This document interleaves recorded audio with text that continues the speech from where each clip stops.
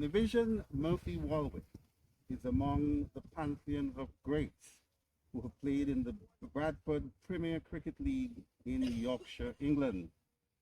In a storied 40-year career, he scored close to 15,000 runs, took close to 600 wickets. He was a deadly fast bowler and big hitting middle order batsman. He's here in his native Nevis on vacation. We're on location at Foley Beach, where Murphy Walwyn will tell it all. Welcome, Murphy, and where did it all begin? What's your roots in Nevis? I was born in Brooklyn, and I brought up at the Whitehall School in St. James, and until I was 14, and then I went on to England. But I played a lot of cricket. We all played a lot of cricket at Whitehall School, and we had a good team in Whitehall in those days, in the 70s, in the 60s. And then I moved to England in 1970. And as soon as I got there, the village I lived in, the cricket club was East Bailey, and their professional was Roy Gilchrist. Oh, the Jamaican fast bowler. Fast bowler, yes. With very reputation. So that was my first year there, and I watched him because I went up in August, so we were halfway through the season, and then I could start playing there. But he left them because the club got relegated, and then from that era, we just rebuilt the club and played all my career there. Okay, so let's backtrack a bit. So you were born in Brooklyn, went to Whitehall School. Yeah. Who was the headmaster there, and was cricket a big thing? It was a big thing because we did play a lot of cricket in those days, and I think we had different headmasters. Then we had John Cole, we had I think Peter Franklin played there as well. But we had some good cricketers like Norman Cole and Norman Jones. And then you had Aubrey Nisbet and all them. We all had a good cricket team up there because I was right. The school had the cricket ground right next to it, so we played a lot of cricket there. So every opportunity we had, we was on that cricket field in the 60s. Yeah. So Whitehall was a big thing then. Yeah, I'm sure you've been to see it. It mustn't be too different now. Well, it is, because this house that I was brought up in there, it's not there anymore. But the ground is still there, the cricket ground, but it still looks so small now. It's amazing now, yeah. So every time I come, I do go and have a look at it. Yeah. So you were pretty good as a schoolboy playing cricket? Well, yeah, we all had. Well, I did my batting and bowling, and so I improved on all my games. So that's why I was a bit of an all-rounder and bat and bowl then. So why did you go to England? Your parents My parents were in England then. I had another brother who was born here. He went when he was about 5, and he was a professional footballer. He passed away, but he was a professional footballer. And then I stayed till I was about 14, and then they sent for me to go to England. What was it like going to England in the 1970s and going no less to Yorkshire?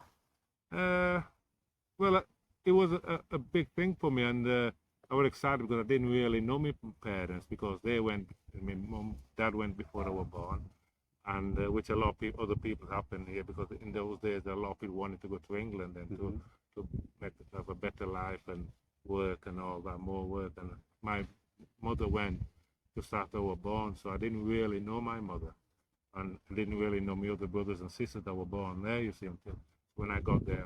I really look forward to, meeting up with my brothers and getting to know my family. Now, Yorkshire has a label of being a racist place. What was it like for you in the school system there? In those days, I never really took much note. There was I think it's come out more now about Yorkshire being racist, but I really cannot say. You did get it coming, but I never really took much notice. I just concentrated on my cricket, and I had loads of friends, white friends and black friends when we got there. So we all went around together, and we did have some comment, but we never took, we just brushed it aside and just got on with our life.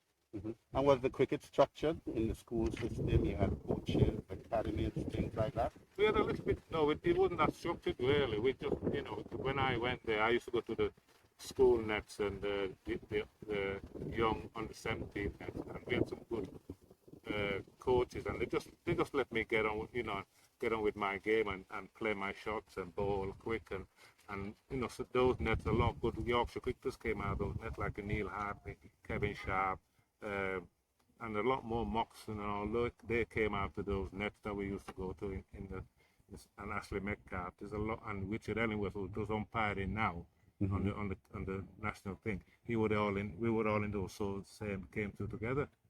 But the reason why I never really got pushed into as the Yorkshire, because I wasn't, in those days you had to be born in Yorkshire to play for Yorkshire.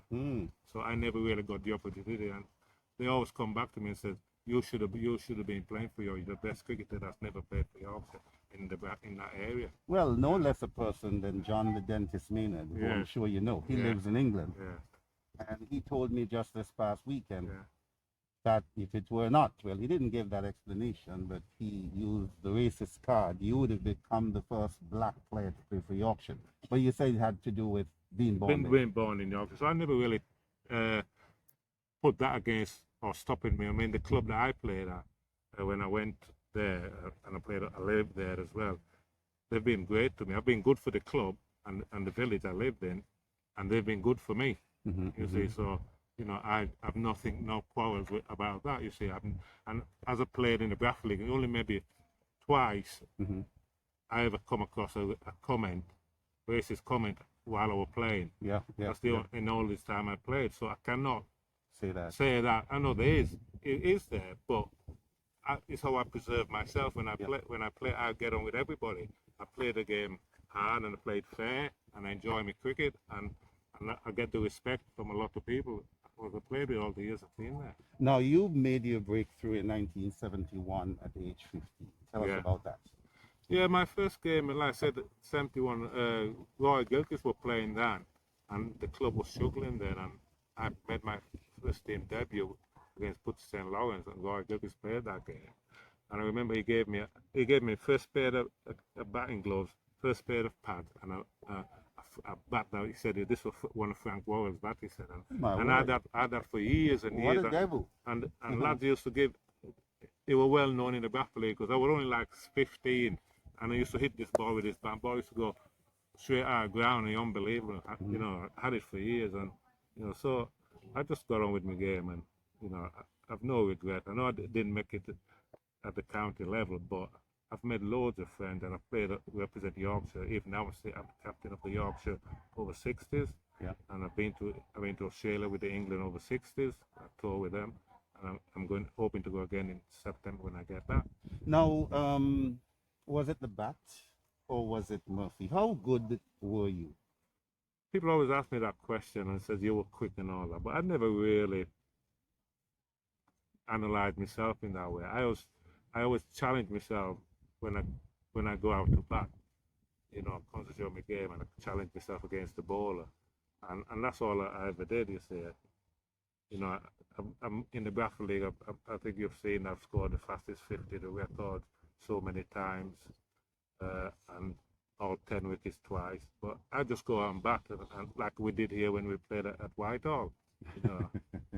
Yeah, the record shows that you're one of 3 players. You won the fastest 50 trophy title 7 times.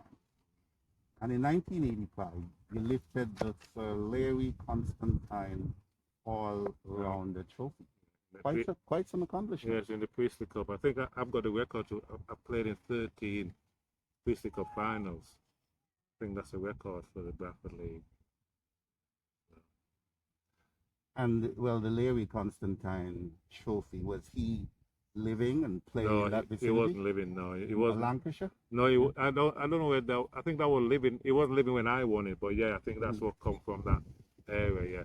But I always wanted to win that one, because the Priestley Cup, when I first went there, I watched the Priestley Cup played at Park Avenue, where that was the county ground for Yorkshire, and I watched a friend of mine play there, which was Neil Hartley, and we all played in the Bradford juniors together in the Bradford League. We represent Bradford, and I went to watch him play for Bingley against Bradford at Park Avenue, He was man of the match, and I said to myself, I want to play there. I want to be in the PC Cup final. I want to do achieve what he's done, and I've achieved those. So whenever I set my mind to something, I always try and. Now, I made a post after your call to tell me you're on Ireland. So I said, watch this space because I intended to do this interview. And one person from Brooklyn said that you had come back to Nevis on vacation and you played for the Highlights Club against the Knights of St. George's Gingerland. Tell us about that. Yeah, I used to come back every year around this time, and I used to come for 6 weeks, and I used to play with it. Straight away I used to go with the lads and play when they represented the game. And this one year we came back and I played, and they said, oh, we got the cup game. And we went to Gingerland and played, and they were a good team. They were one of strong team. We played Gingerland. I don't think I played against them before, but this when I went out to bat, they all said, who's this? They says, oh, Count Murphy Walwyn played with Brickley, and they said, count him. And so anyway, they started giving me some stick, like, so I put some bat under the ball, man. I think I ended up with about 100 that day. 100? Yeah, something like that. We beat them, and then we went out to bowl, and I took maybe 4 wickets or something like that, and a couple of wickets went breaking up all over the place. So they said, you can take that back to England. And so, and I still, the other day I was in the garage, tidying up the garage, and the stumps were still there in the garage. You got it as a memento. Yeah, so. But I used to love coming back and play with the lads. Yeah, and of course COVID put a little bit of a hold on it. Yeah. So you're here now. Yeah. So I said that next time when I come back, finish working, I'm going to come back and spend a longer time. I'm going to play some cricket. We'll try and play a couple of games with them. At your age? Yes, I still enjoy playing. I'm still playing in the Bradford League. I don't play every week and at the weekend, but still, because I've got the county game on the Wednesday, the Yorkshire county game, and then I had some England represent. So if I play on a Wednesday for Yorkshire, I might play for the club. I've won. If they have 2 games, I might play 1 game if they're short. But I don't play every week. I try to recover, get my body to recover. What's the secret, though? We know you grew up in Nevis, in the countryside. I imagine chasing animals, climbing mango trees. Looking after animals. Yeah. You look so fit for your age. What's the secret? Well, I look after myself. I mean, I socialise well, but I go to the gym. I eat well. Even in England, I eat a lot. I don't eat a lot of fast food, but I eat a lot of fish and a lot of veg. Do a lot of cooking, and I go to the gym. You know, especially in the winter, I go like 3 times a week in the winter. In the summer, I don't go to the gym because when we're playing cricket, I think I'm fit enough then, and just try to keep myself fit that way. But as soon as the winter comes in, I go to the gym like 3 times a week, keep myself looking after myself. Now you play for, you said what, Yorkshire? You hinted earlier, Yorkshire over 60s. Yeah. And you toured Australia. Tell us about that. Yeah. I was playing for the Yorkshire over 60s, and we played against Nottingham 2015, and they had some tours, and you heard about some tours, and I think I got 140 something in a 40-odd over game I went in for, and I got 140 odd, and this fellow who played for Nottingham came up to me and he said, I want to have a word with you after the game. So he came and said, would you be interested to go to pick for the England side to go to Australia? So I said, of course. I said, I always wanted to go to Australia because my daughter went there a year before, but when we were younger, a lot of the Yorkshire second team county lads were coming to. Every year they went to Australia in the winter, but I never got the opportunity because I wasn't playing, and I had a job, I was working, so I never had the opportunity. You know, a lot of them, our family were well off, so they could have let them go to Australia. So I've played against a lot of Australians, test players would come over, I mean, even when Craig White came over to play for Yorkshire, he was only like 17, and he ended up playing for England then, Craig White, Mark Waitbat from New Zealand, all those.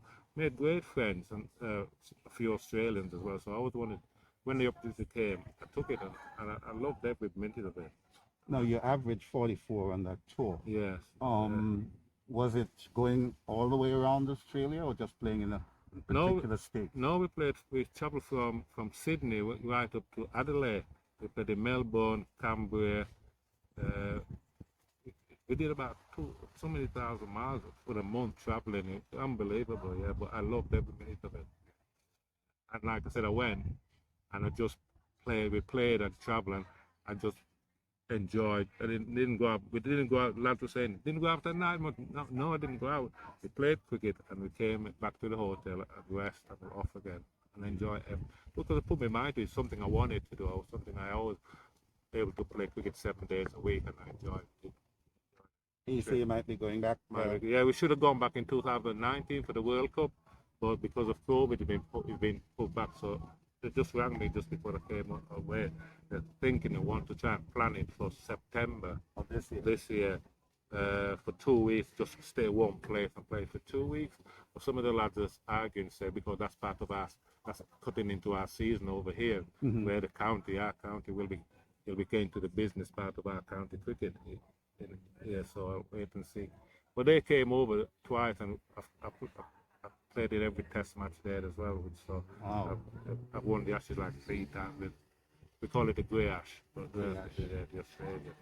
Well, the English team, senior team, don't seem very capable of winning the Ashes. They went down under just recently and they lost 4-0. How has the English test team gotten to be so bad? I think not just the English team. I think it's the same as the West Indies team has gone through that sort of cycle, haven't they? Because they've all playing this one-day cricket now, so they're not patient enough. They're playing too many shots. They're not patient. They're not prepared to work and be patient. I think if you're watching every ball, they want to play a shot at every ball instead of being patient. They're playing a ball they shouldn't be playing. You know, and that's the problem now with all the cricket. It's too many one-day cricket, too many T20. You know, so there's no technique. You know, Test cricket is still the best cricket. Yeah, it's all about technique and patience. But anybody can go out and just throw a batted ball, but that's what they're doing. That's the problem with the cricket in general now. But they're making big money doing it. Yeah, that's it. That's with everything else. Some of the swashbuckling players for the West Indies who have not shown anything except making quick fire 30-yard, taking 2 wickets, are instant millionaires. Yes, and that's it. I mean, I was disappointed going back when I came back to Nevis in the late 80s or late 80s, when I came back and I see all the cricket ground wherever when they were netball court all around the island, basketball all around the island, and I went, what's going on with cricketers? Because they watch the American telly and they see all the American basketball players that make big money, so they think they want to be basketball players. But I've noticed now we've got rid of all the basketball players, so it'll take a while now for us to get back somewhere where we were in the 70s and early 80s. We're definitely not there. We're not doing all that well. No. Now you talk about the bat which Roy Gilchrist gave to you from Frank Worrell. And I understand you've got some other mementos of the game that you would like to donate to the museum. Yeah, so I will. I keep saying I'll bring those down and give it to them. I called in the museum the other day and they were closed again. But I've got those 2 Batat signed in the team from that tour England 1980. With, Clive Lloyd and all those. And I've got those signed. And I would love to donate them back to you, to my island here, to you, to your museum. And some of my brochures from the Australian tour, got that as well. That would be a nice addition. Yeah. So, how much longer are you going to play the game? I always say if I can't get up in the morning to go to the net, I'll decide it then I'll stop playing. But I still play the local cricket in England. A bit of for charity and so on. I still go. I think when I get back, they want me to organize a team to make some money for helping the juniors in one of the clubs up there. A Bradford League legend team. So a storied career, 10 for 47 versus Park in 1986. 10 for 45 versus Edon in 1987, 14,869 runs, league runs at an average of 29, 587 wickets at 20.69 apiece. I read a piece in, actually John Maynard posted it on his Facebook page, I think in 2020. I got that information from here. And it said that bars emptied when Murphy Walwyn was batting and bowling. We know that bars are popular at English grounds, but people moved away from them. You were batting and bowling. Why? Well, when they were batting, I think the bars were empty. They were coming out because they knew there was something going to happen when I Fireworks. when I go into that field. Uh-huh. I'm either going to get a quick 50, or I'll be taking wickets or taking a good catch. So whenever I went out to bat, they used to come out and walk. That year when we went to Lord, the village. That year we went to Lord, the village. It's only a small village. It was there, and the bars and them were people used to come from all over for it to drink on a Sunday afternoon at that club, and we used to run after beer. And there's a pub just down the road, and the chairman of the club knew the black, so he used to go down and get a couple of barrels of beer and roll it back up the road, and then he'll give it back in the morning. And that's how that helped made the cricket club to where they was from East Valley to dominate the Bradford League from 1980 after we came back from Lords. We started getting better players, but we dominated right up to the 2020 and dominated the Bradford League then. So last year, 2021, was your 50th anniversary since making your debut. But in 2020, Wisden, you were inaugurated or inducted into the Wisden Club Cricket Hall of Fame 2020. Tell us how that happened. What was the process? I think they just go back over the career that I've had in my cricket, in playing in the Bradford League. I had 2 years playing in the Lancashire League with Carl Hooper and all there.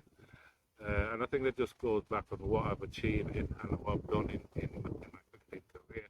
And it was a great honour for them to accept that. And you're not quite done yet. No, not quite. No, Lots more to go. Yeah. So apart from reminiscing, going to the Whitehall ground, your old home, trying to organize with the Museum of Nevis History, and of course, hanging out on the lovely beach here at Woolly Beach, what else have you been doing? Well, I brought a friend of mine with me. I've been visiting all the family, but a friend of mine came on a honeymoon 3 years ago into St. Kitts. So I said to him, I'll organise for you to come over to Nevis. He plays in one of the club I played with. And I organised for him to come over to Nevis, straight here at Wally Beach, and take around the island. And he fell in love with the island. So when I said I was coming back, he said, I'm coming. I want to go back to the island. And he came with me. So he came for the week.